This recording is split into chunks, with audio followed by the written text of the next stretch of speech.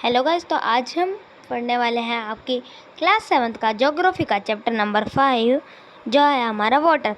तो आज हम बनाने वाले हैं अपनी एक नई फेस कैम वीडियो। तो आपको अच्छा लगे हो तो लाइक करना और चैनल को सब्सक्राइब भी करना। तो अब अपन के फेस कैम को साइड में रखते हैं और स्टार्ट करते हैं अपनी आज की वीडियो। अब देखो, अपने चैप्टर का नाम है वाटर। क्या नाम है? वाटर नाम है। तो पानी को सुन के आपके दिमाग में क्या आता है? बताओ, क्या दिमाग में आता है? या तो वो बड़ी सी नदी हो सकती है, छोटी सी नदी, कोई तालाब, कोई कुछ, या आपके घर का खुद का नल हो सकता है, कुछ भी हो सकता है। तो वो कुछ भी हो सकता है।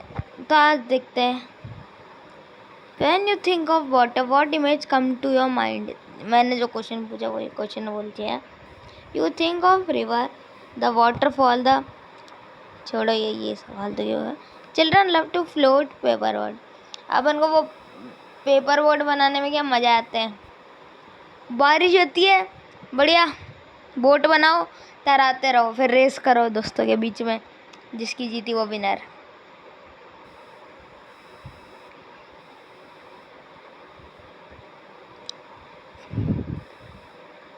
Bye noon the puddles vanish, where does the water गो।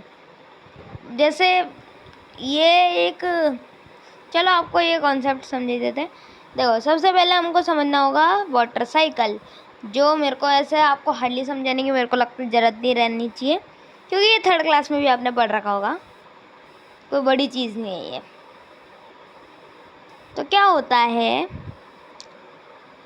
जब ये है ना एक तालाब है, ठीक है, इसमें पानी है जो इवापोरेट हुआ तो ये गैस की फॉर्म में ऊपर जा रहा है, ठीक है, इसकी वेपर्स बन गई, मतलब हीट से जो वेपर्स बनती है। देखो, पानी एक ऐसा इक्विपमेंट है जो अपने 3 ट्रांसफॉर्मेशन यानी तीनों उनको फॉलो करता है। Solid, liquid, gas. गैस ये इवापोरेट होता है तो जब भापें निकलती है, जैसे अपन वो पहले अपन जब छोटे थे तब टीचर एग्जांपल देती थी कि अपन किसी भी जैसे पानी को बाउल में रख के है ना गर्म करेंगे ना, तो उसमें से वो जो धुआं निकलता है ना, वो इवापोरेशन होता है, ठीक है। और दूसरा, फिर ये है ना इवापोरेट हो जाता है, तो ये हो गई सेकंड स्टेज, मतलब गैस हो गया, लिक्विड हो गया इसका स्टेज। और जब अपन इसको फ्रिज में रख देते तो ये बर्फ़ बन जाता है, उसे हम बोलते हैं सॉलिड स्टेट। तो अब देखो कि जब वो इवापोरेट होता है, वो यहाँ बादल में पहुँचता है। बादल में पहुँचने के बाद ये है ना, बादल में जब बहुत सारा पानी इकट्ठा हो जाता है तो वो है ना यहाँ पे आके गिरता है। अब ऐसा नहीं है कि बस है ना पानी एक ही जगह पर, कि एक ही जगह पे ये वाटर साइकिल होता रहेगा, ऐसा भी नहीं है। एक ही जगह भी नहीं होता वाटर साइकिल। तो होता क्या है, तो देखो, जैसे ये एक बादल है, ये आपको एक बादल दिख रहा है। तो बादल में क्या होता है, जैसे ये एक जगह पे नहीं रहते, ये है ना हल्का हल्का, आप देखोगे इनको एक बार लगाता तो ये थोड़ा थोड़ा मूव करते हैं। हर ये मूव ही करते रहते हैं, बस एक ही काम इनका मूव करना, ठीक है, बस ये मूव ही करते रहते हैं। तो जैसे मान लो अपन एग्जाम्पल ले लेते हैं, जैसे कोई बड़ी रिवर है, अमेरिका या कहीं की भी, जो भी है, ठीक है, उससे है ना पानी उठा, ठीक है, बादलों में हुआ, फिर वो बादल है ना ट्रैवल कर करके इंडिया आ गए, और वहाँ फिर बरसात है ना राजस्थान में हो गई, ठीक है, राजस्थान में हो गई वो बरसात। तो वो वाला पानी यहाँ से यूँ ट्रैवल होके आया है ना, एकदम ट्रैवल होके आया है। तो ऐसे अब देखो, ये देख लेते टेरियम क्या होता है। It is an artificial for keeping small houses plant. क्या होता है, एक जार होता है, ठीक है, ये अजीब सा जार है, इस पर ध्यान मत देना, चलो अच्छा सा बनाते हैं ना।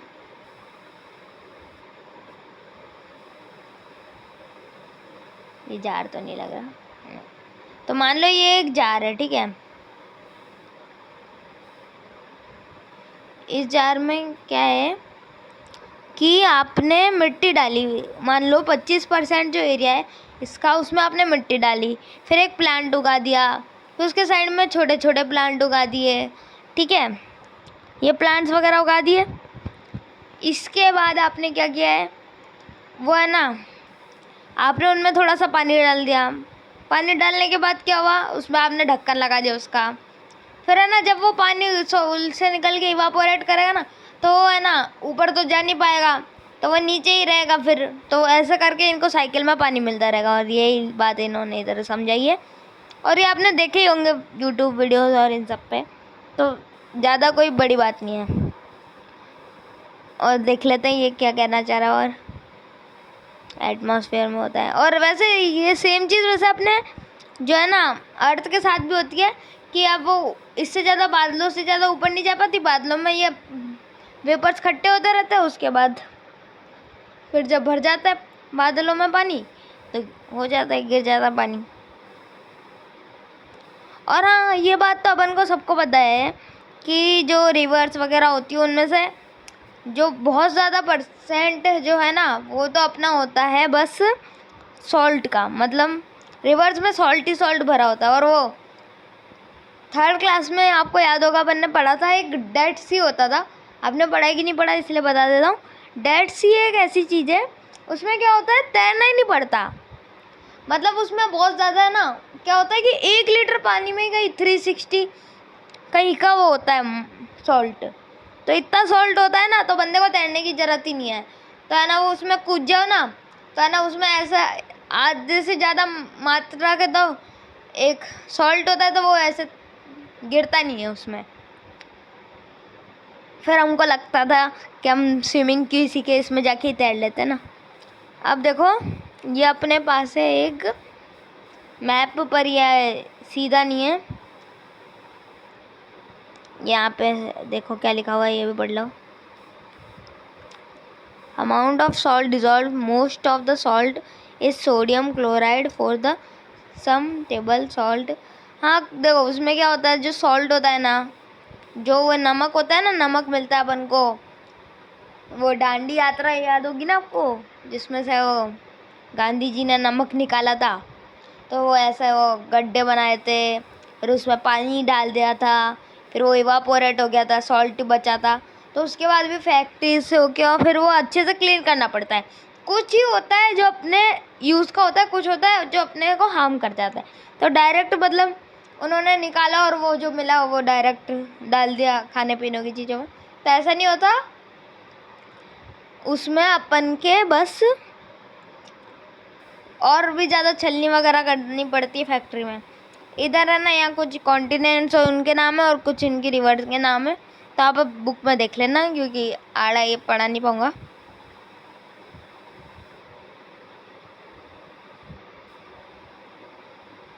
अब देखो, डिस्ट्रीब्यूशन ऑफ वाटर बॉडीज़।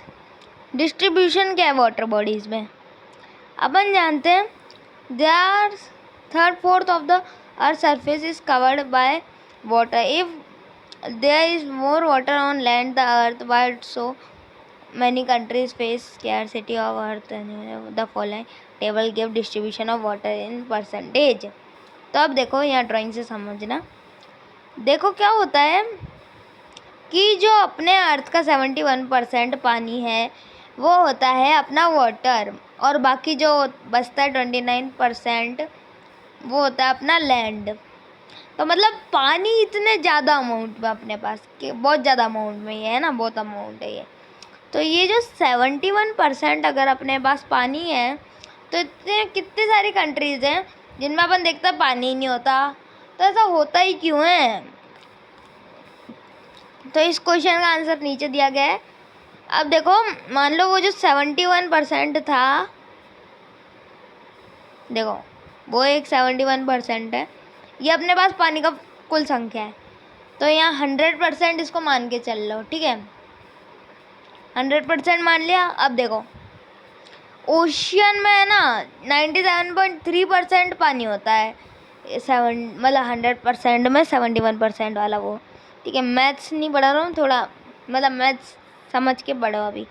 तो ये है अपने नहीं पीने लायक पानी, यानी 100 है, उसमें से आपने 97 तो काट ही लिया, 0.3 बचा, तो है ना कितना पानी बचा? 3.3%, जिसमें से भी आपने 2 काट लिया, 1 पॉइंट वो बचा। फिर ऐसा कट कट के और फ्रेश वाटर जो है ना वो बस अपने पास है ना 9 है, और है ना ये टोटल मिला के 100 है। तो ये जो नीचे का ये दिख रहा है ना, ये अपने पास फ्रेश वाटर, तो मतलब पूरा 1% भी अपने पास फ्रेश वाटर नहीं हो रहा है टोटल मिला के, मतलब 1% से तो ज़्यादा हो रहा है थोड़ा, पर हाँ 97.3 जो है 71% का, जिसको 100% मान के अपन चले, वो पार्ट अपने पीने लायक नहीं, तो वो 71% तो फिर नहीं मान सकते ना, मतलब नहीं है अपने लिए पीने का पानी बहुत ज़्यादा, और इसलिए तो बोला पानी बचाओ। Water distribution can be demonstrated by a simple activity, see activity box. अब कहाँ है एक्टिविटी बॉक्स? ये एक्टिविटी है। अगर आपको इसको समझना है तो देखो क्या बोल रहा है ये। आप है ना एक गिलास भर के है ना वो निकाल लो, एक जग ले लो गिलास भर के, ठीक है। उसमें जो 12 चम्मच है ना, 12 चम्मच, आपके पास एक चम्मच है, उसको है ना आपको 12 बार पानी निकालना है, ठीक है। फिर 2 बार निकालना है, फिर जितना बचे उसका एक और बार निकालना है। फिर वो जो आपके पास 1 बूंद 2 बूंद जो बचेगी ना, वो अपना पीने लायक पानी, वो तो खुद सोचो कितना कम पानी है ये, मतलब ये समझाने की कोशिश करना चाह रहे हैं कि अपने पास, अगर अपन इस जार को लेके चले तो अपने पास बस 1 बूंद पानी है। ये तो डेड सी को वापस पढ़ा रहे हैं। Sanjant is an amount of salt in gram percentage in 1000 gram of water. The average salinity of ocean is। अब छोड़े ये फालतू की चीज़ें, मेन पॉइंट पे आते हैं। अब ये देखो न्यूज़पेपर, ये पानी के बारे में, द वाटर यू ड्रिंक जो है वो, या ड्रॉप ऑफ लाइफ। अब एक पानी अपने लिए एक बहुत स्पेशल चीज़ है, यह अपने डाइजेशन में हेल्प करती है, अपन ने साइंस में पढ़ा था। तो ऐसी खास चीज़ को, मतलब देखो अपना गला भी दुखता है अगर अपन पानी नहीं पीते लंबे टाइम तक, ये बात आपको पता है, ठीक है। आपको ये बात भी पता है कि पानी नहीं पीने से भी लोगों की मौत हो जाती है। देखो पानी कैसा खतरनाक आदमी है, पानी पियो, नहीं पियो तो मौत, ज़्यादा आ जाता है पानी तो मौत, नहीं होता तो मौत, मतलब ये स्पेशल है ना, तो इसलिए अपन को लिमिट में चाहिए होता है ये पानी, लेकिन अपन तो वेस्ट करते हैं, तो ऐसे नहीं चलता ना। और कई बार क्या होता है, सुनामी आती है तो ज़्यादा पानी होता है तो भी अपने दिक्कत होती है।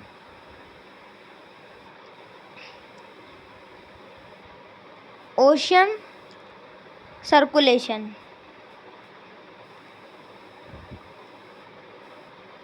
There is something magical about walking before feet of the sea horses. ये एक मैजिकल चीज़ है कि सी हॉर्स पे बैठ के, सॉरी सी हॉर्स पढ़ रहा हूँ, सी शोर है, सी शोर पे बैठना अच्छा लगता है सबको। The wet sand of the beach, beach की वेट सैंड होती है। द कूल ब्रीज, ब्रीज होती है। द सी के बर्ड्स होते हैं वो शाम के टाइम के।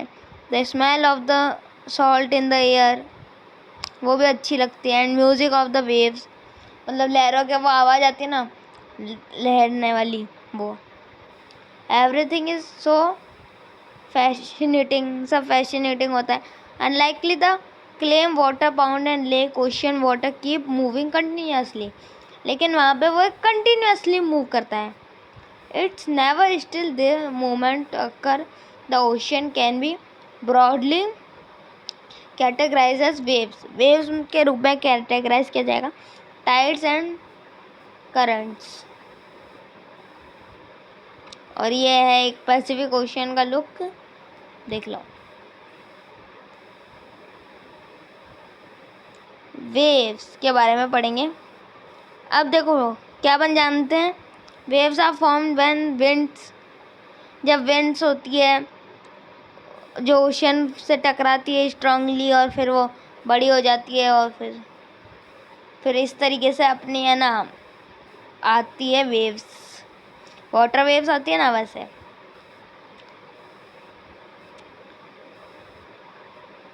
सॉरी,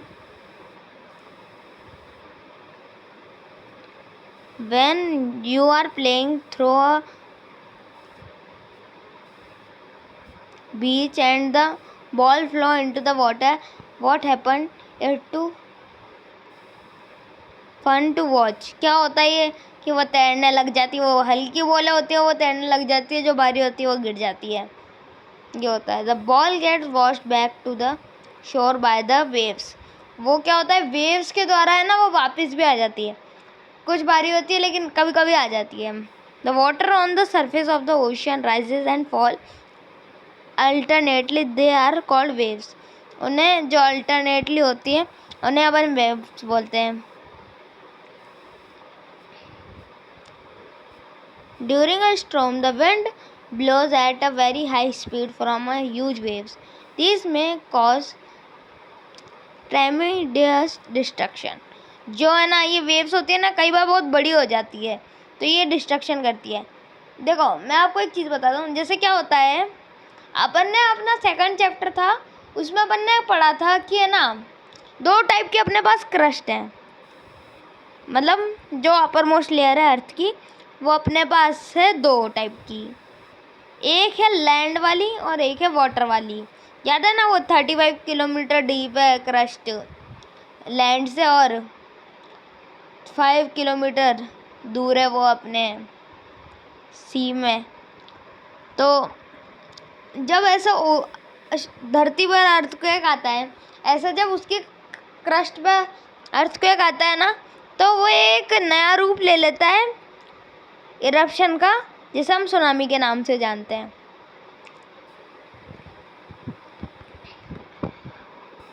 और अंडर वाटर लैंड अर्थक्वेक का volcano erupt can shift large amount of ocean water as a result huge tidal wave called tsunami. तो वो जो वेव्स उठते हैं उन्हें सुनामी कहते हैं. That may be high 15 metre जाती high is formed the largest tsunami. जो है वो एक मतलब 15 मीटर तक एक सुनामी जाती है, ठीक है. और 105 उसकी अभी तक की सबसे लार्ज लिमिट है. How high these waves travel at a speed of more than 700 kilometre. ये 700 किलोमीटर पर आवर की स्पीड से दौड़ता है.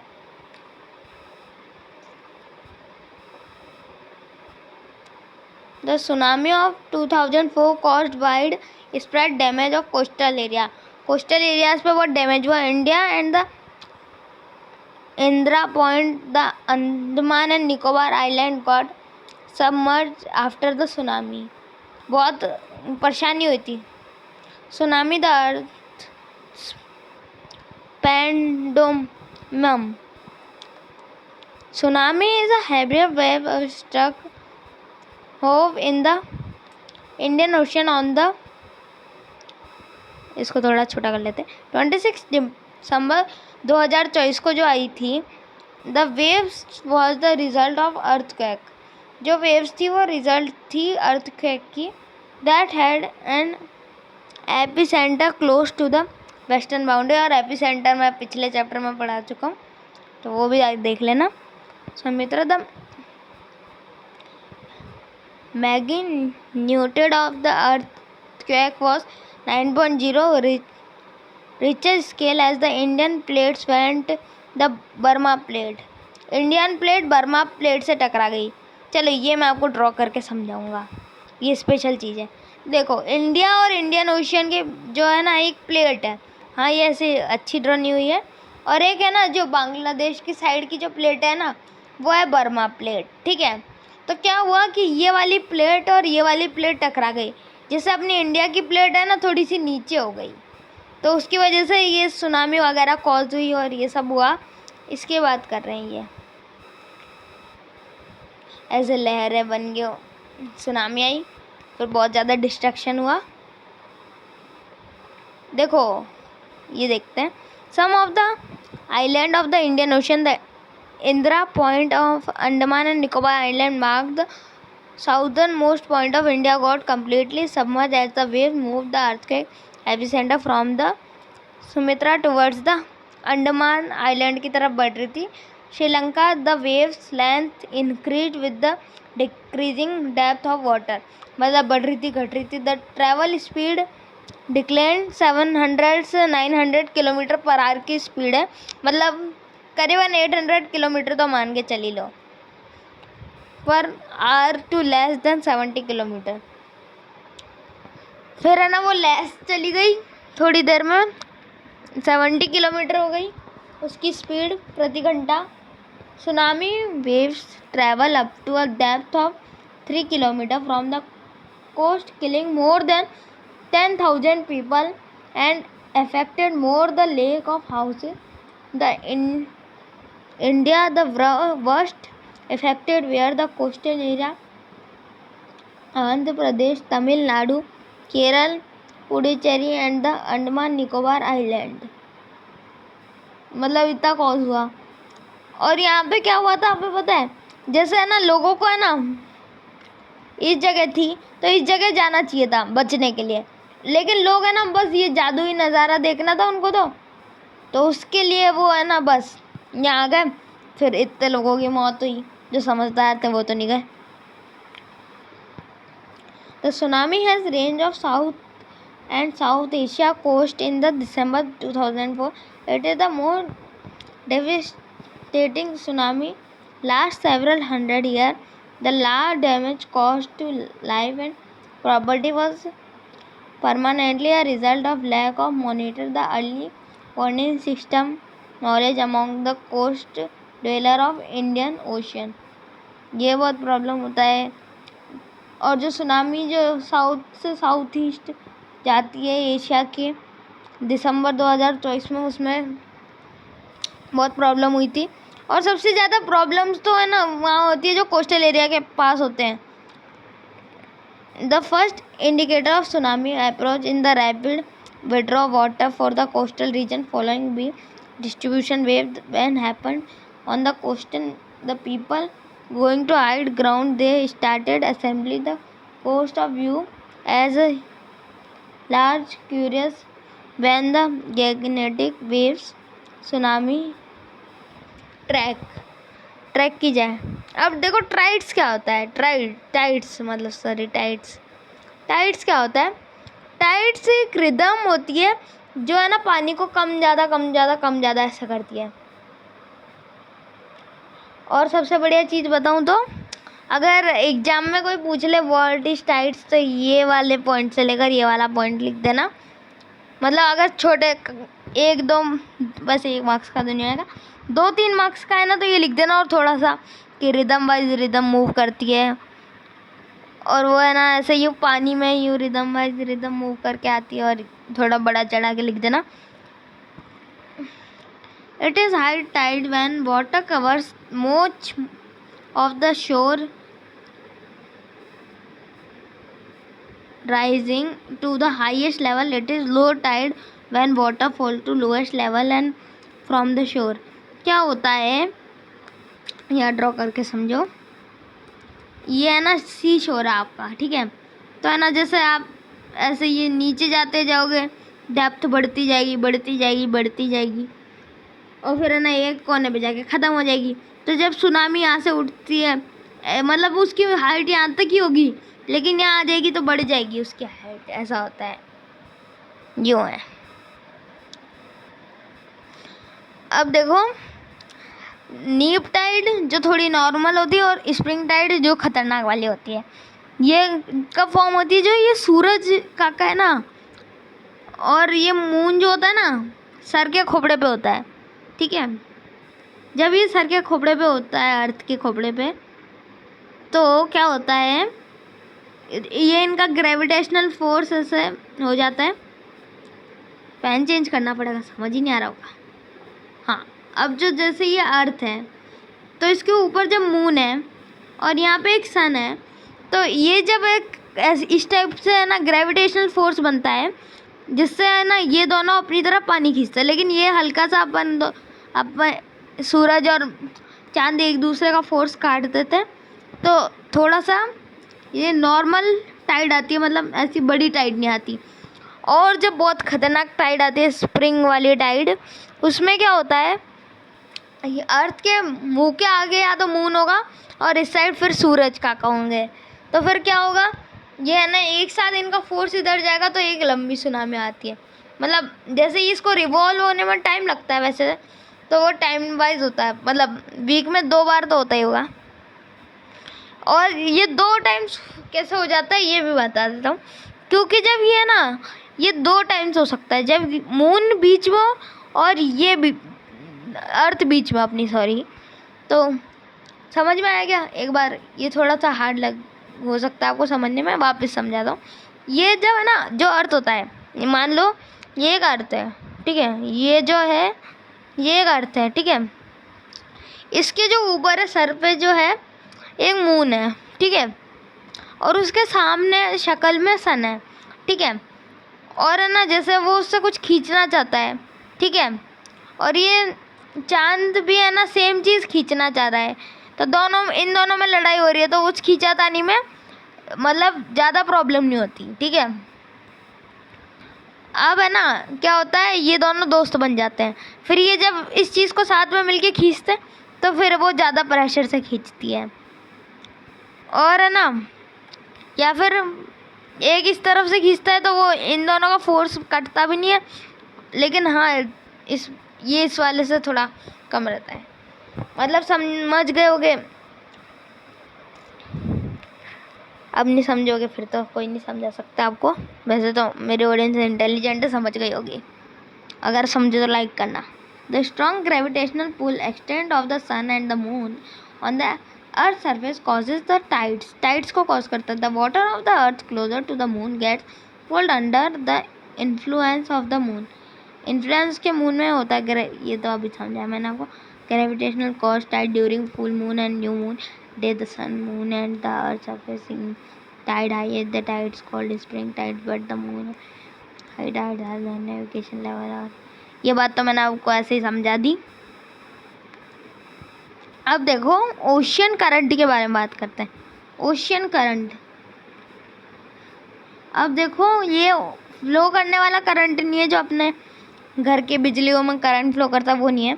Ocean current was a stream, ये एक स्ट्रीम है जिससे वाटर जो है कंटिन्यूसली फ्लो करता है on the ocean surface of the definite direction. एक डेफिनेट डायरेक्शन होती है, और या तो ये जो करंट्स होते हैं या वार्म होते हैं या फिर कोल्ड होते हैं। Generally the warm ocean current originate near the equator. Equator के पास होता है जनरली तो, एंड मूव टुवर्ड्स द पोल, और पोल की तरफ जाता है। The cold current carry water and polar and higher latitude to the tropic of lower latitude. The Libra ocean current it called current, उसे अपन करंट कहते हैं। 2 टाइप की स्ट्रीम है, gulf current, warm current. The ocean current influence the temperature of the condition of the area, warm current being warm temperature over land surface, the area where the warm and cold current meet, best fishing ground of the world। अब देखो क्या होता है कि ना यहाँ आपके ना 2 नाम याद करने के लिए दिए हैं। एक तो ये वाला और एक ये वाला, गल्फ स्ट्रीम और ये वाला स्ट्रीम, ठीक है, तो इनको याद करना। और एक बात ये बताई गई है, जैसे ये जापान है, ये अपना जापान है छोटा सा, जिसके है ना ये जो लाइन दिख रही है ना ये वार्म स्ट्रीम है और ये वाली अपनी कोल्ड स्ट्रीम है।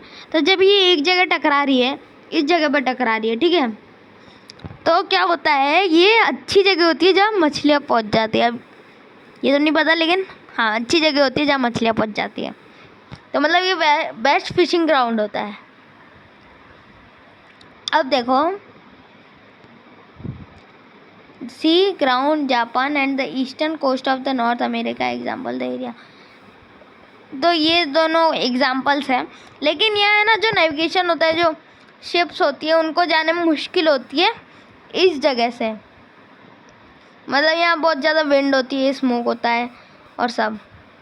अब देख लेते हैं अपना कुछ छूटा तो नहीं। ये पढ़ा दिया मैंने आपको, ये पढ़ा दिया आपको, ये पढ़ा दिया आपको, ये भी पढ़ा दिया मैंने आपको, ये भी मैंने आपको पढ़ा दिया, ये भी मैंने आपको पढ़ा दिया, ये भी पढ़ा दिया, ये भी पढ़ा दिया, ये भी बढ़ा दिया, ये भी बढ़ा दिया, ये भी बढ़ा दिया, ये भी बढ़ा दिया, ये भी बढ़ा दिया। तो दैट्स ऑल गाइस। तो आज अपना ये जो 5th चैप्टर है ये ख़त्म होता है। अगर आपको आज की मेरी फेस कैम जो मैंने एक नया वो अच्छा स्टार्ट किया है अच्छा लगा हो तो प्लीज़ वीडियो को लाइक करें, चैनल को सब्सक्राइब करें। तब तक के लिए मैं मिलता हूँ आपसे एक नेक्स्ट वीडियो में। तब तक के लिए बाय।